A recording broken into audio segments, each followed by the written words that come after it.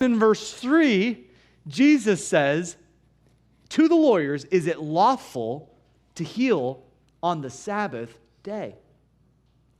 Now, the reason why this is important is because they wouldn't lift a finger to do anything on the Sabbath day. But now Jesus is presenting them a quandary. He's giving them a scenario of grace. Is it appropriate for God to do something, to do a work on the Sabbath day when you say, hey, we can't work? You can't work. And so Jesus gives them this little bit of a paradox, and it is the paradox of grace.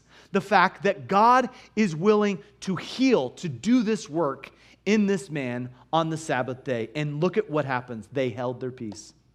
They couldn't answer him. If they said yes, then it was like, well, technically that's work. If they said no, then it's not loving.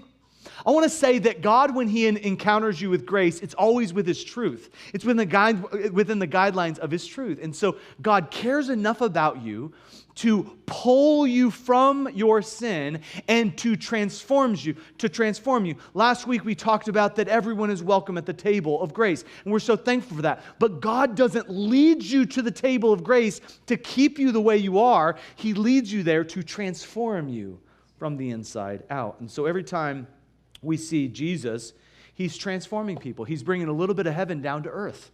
And look at verse number 4. He transforms this guy. I mean, this guy came to dinner with a serious condition, and He took him, and He healed him, and He let him go. Now, I could preach that all day. He took him, and He healed him, and He let him go. But what I'm going to tell you is that when God gets a hold of you, He transforms you.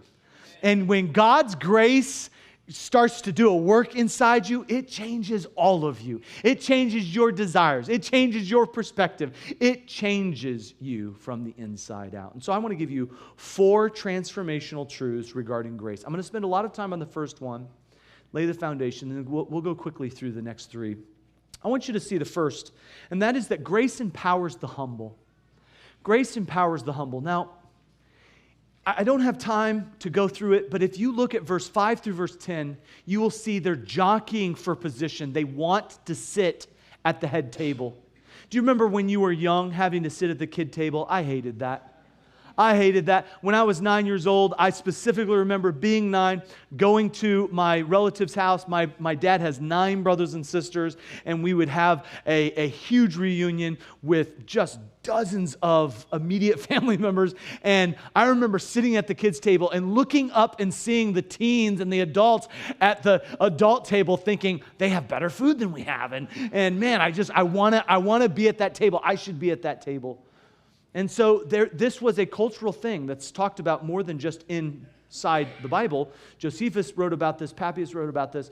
Historians talk about the fact that when you went to a dinner, you would kind of push and shove, and you would kind of try to get in to where you wanted to sit. And Jesus called this out. He said, no, you sit where you're going to sit, and then you be called to the head table if you want to. You don't promote yourself. You don't elevate yourself. You let others elevate you. And so he says this in verse 11.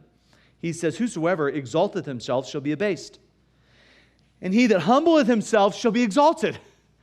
This is the upside down kingdom.